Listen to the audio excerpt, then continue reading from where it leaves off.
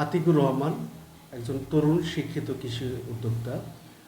তিনি সিংগার উপজেলার জামশা ইউনিয়নের একজন প্রগতিশীল কৃষক।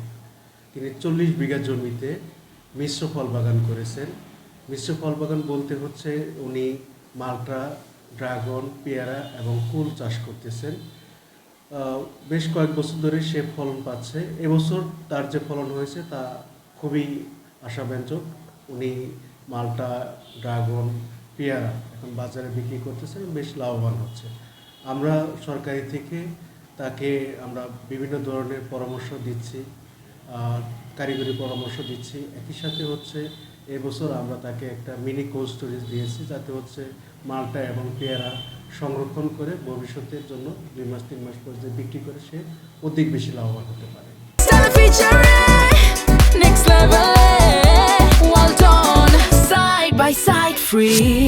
আমরা এই বাগানে ঘুরতে এসেছি আমার বন্ধু বান্ধব নিয়ে, শুনেছি এই বাগানটা অনেক সুন্দর।